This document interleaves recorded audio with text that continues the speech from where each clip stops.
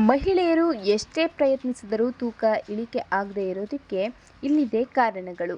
ಸಮತೋಲಿತ ಆಹಾರವನ್ನು ಸೇವಿಸುವುದು ಮತ್ತು ನಿಯಮಿತವಾಗಿ ವ್ಯಾಯಾಮ ಮಾಡುವುದರಿಂದ ತೂಕ ಇಳಿಯುತ್ತದೆ. ಆದರೂ ಕೆಲವೊಂದು ಪರಿಸ್ಥಿತಿಗಳು ತೂಕ ಇಳಿಕೆಯಾಗಲು ಅಡ್ಡಿಪಡಿಸುತ್ತವೆ. ಹಾಗಾದರೆ ತೂಕ ಇಳಿಕೆಗೆ ಅಡ್ಡವಾಗುವ ಕಾರಣಗಳು ಯಾವುವು ನೋಡೋಣ ಬನ್ನಿ. ದೀರ್ಘಕಾಲದ ಒತ್ತಡ. ಒತ್ತಡವು ಕಾರ್ಟಿಸೋಲ್ ಎಂಬ ಹಾರ್ಮೋನನ್ನು ಹೆಚ್ಚಿನ ಮಟ್ಟದಲ್ಲಿ ಉತ್ಪಾದಿಸುತ್ತದೆ. ಕಾರ್ಟಿಸೋಲ್ ಕೊಬ್ಬನ್ನು ಸಂಗ್ರಹಿಸಲು ನಿಮ್ಮ ಚಯಾಪಚಯವನ್ನು ಬದಲಾಯಿಸುವುದರಿಂದ ಸಿಹಿ ಹಾಗೂ ಕೊಬ್ಬಿನ ಆಹಾರಗಳ ಬಯಕೆಯಾಗುತ್ತದೆ. ಈ ಬಯಕೆಯಿಂದ ಸಿಹಿ ಹಾಗೂ ಕೊಬ್ಬಿನ ಆಹಾರಗಳನ್ನು ಹೆಚ್ಚು ತಿನ್ನುವುದರಿಂದ ಸಣ್ಣ ಆಗಲು ಸಾಧ್ಯವಿಲ್ಲ. ಹೈಪೋಥೈರಾಯ್ಡಿಸಮ್.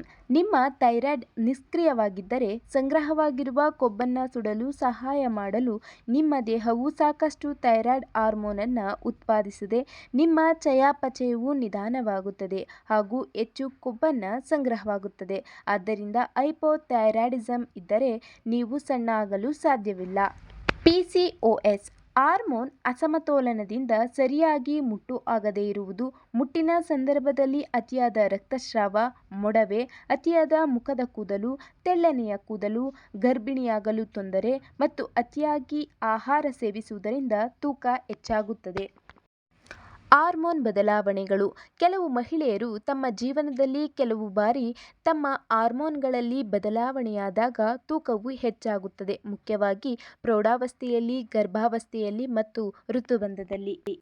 ದೇಹದ ಜಡತ್ವ. ಅಂದರೆ ದೀರ್ಘಕಾಲ ಒಂದೇ ಸ್ಥಳದಲ್ಲಿ ಕುಳಿತುಕೊಳ್ಳುವುದರಿಂದ ತೂಕ ಹೆಚ್ಚಾಗಲು ಕಾರಣವಾಗುತ್ತದೆ.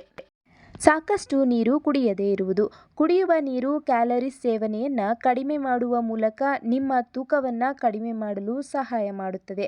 ಅದಕ್ಕೂ ಮೀರಿ ನೀರು ಹಲವಾರು ಆರೋಗ್ಯ ಪ್ರಯೋಜನಗಳನ್ನು ಹೊಂದಿವೆ.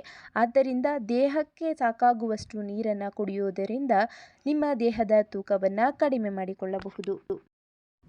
ಕೃತಕವಾಗಿ ಸಿಹಿಗೊಳಿಸಿದ ಪಾನೀಯಗಳನ್ನು ಕುಡಿಯುವುದು. ಶೂನ್ಯ ಕ್ಯಾಲೋರಿ ಪಾನೀಯಗಳು ಕೃತಕ ಸಿಹಿಕಾರಕಗಳನ್ನು ಹೊಂದಿರುತ್ತವೆ. ಇದು ಗ್ರೆಲಿನ್ ಮಟ್ಟವನ್ನು ಹೆಚ್ಚಿಸುತ್ತದೆ. ಗ್ರೆಲಿನ್ ನಿಮ್ಮ ಹಸಿವನ್ನು ಉತ್ತೇಜಿಸಿ ಹೆಚ್ಚು ತಿನ್ನುವಂತೆ ಮಾಡಿ ಕೊಬ್ಬಿನ ಶೇಖರಣೆಗೆ ಕಾರಣವಾಗುತ್ತದೆ. ಆದ್ದರಿಂದ ಕೃತಕವಾಗಿ ಸಿಹಿಗೊಳಿಸಿದ ಪಾನೀಯಗಳನ್ನು ಕುಡಿಯುವುದರಿಂದ ನಿಮ್ಮ ದೇಹದ ತೂಕವು ಕಡಿಮೆ ಮಾಡಿಕೊಳ್ಳುವುದು ಅಸಾಧ್ಯ. ಈ ಕಾರಣಗಳಿಂದಲೇ ಮಹಿಳೆಯರು ಎಷ್ಟೇ ಪ್ರಯತ್ನಿಸಿದರೂ ತೂಕ ಇಳಿಕೆ ಮಾಡಿಕೊಳ್ಳೋದಕ್ಕೆ ಸಾಧ್ಯವಾಗುವುದಿಲ್ಲ.